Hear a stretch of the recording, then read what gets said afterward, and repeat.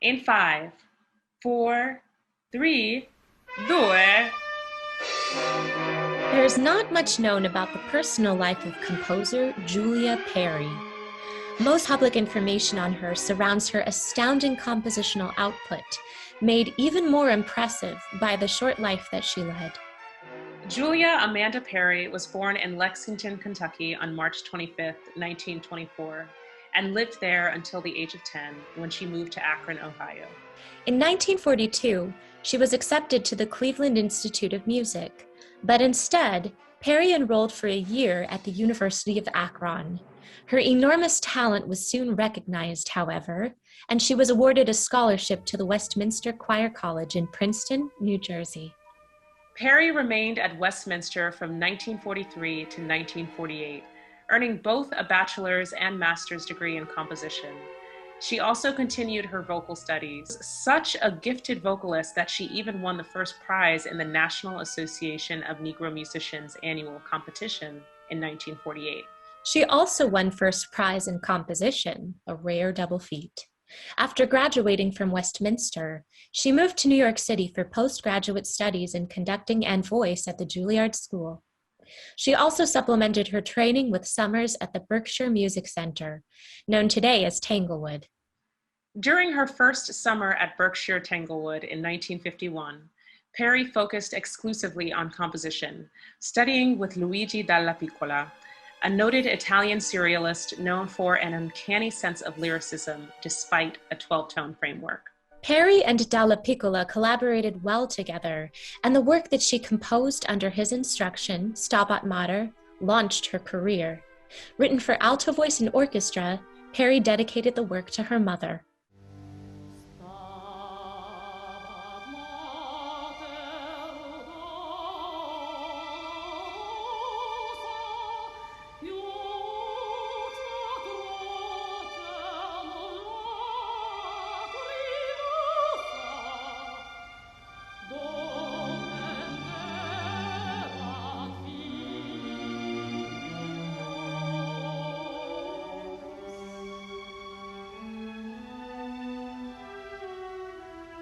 Some believe that she wrote the piece with Marian Anderson in mind, but Marian Anderson never sang it.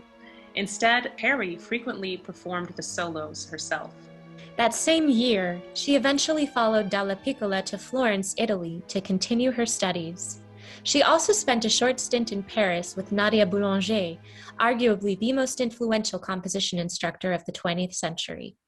However, she accelerated so quickly through Boulanger's instruction that the teacher reportedly claimed that Perry required no further instruction, and awarded Perry's violin sonata the Prix Fontainebleau. Perry spent another summer at Tanglewood with Dallapiccola in 1952, and then returned to Florence. By this time, she had become fluent in Italian and started composing operas. Her one-act opera, The Casa Amontillado, was premiered at Columbia University on November 20th, 1954. The work was based on the short story of the same name by Edgar Allan Poe, but she wrote the Italian language libretto herself. In 1953, Perry was awarded the first of 2 Guggenheim Fellowships, which she used to remain in Italy. At the end of her fellowship, she began working with USIS, an American governmental entity charged with forging the country's good relations with the rest of the world through soft diplomacy. They often employed artists like the great jazz man Dizzy Gillespie and Perry herself during the country's contentious Cold War with the Soviet Union. Despite the busy schedule, Perry continued to compose and earned herself a second Guggenheim Fellowship in 1956. She stopped singing during this period, seeking to assert herself exclusively as a composer. By 1960, Perry had returned to Akron to live in the apartment above her father's medical office. From there, she composed voraciously. One of her most important works, also written in 1960, was Homunculus, CF, an experimental piece based on the 15th chord.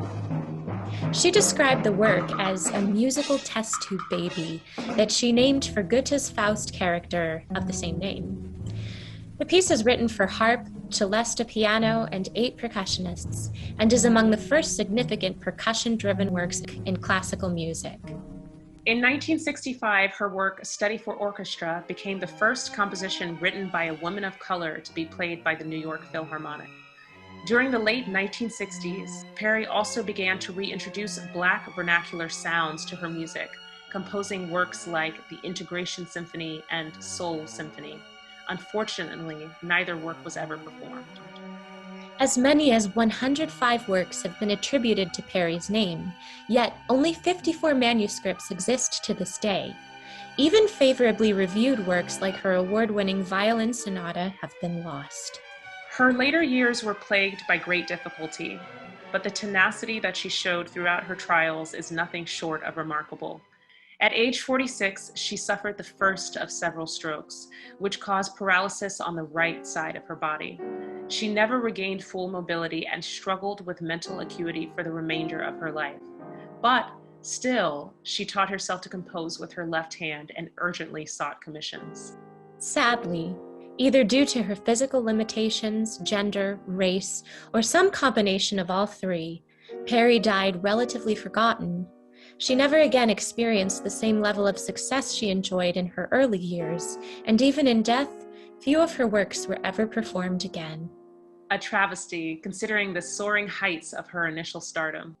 Julia Amanda Perry died on April 24, 1979. She wrote across virtually every classical idiom and broke down barriers in doing so.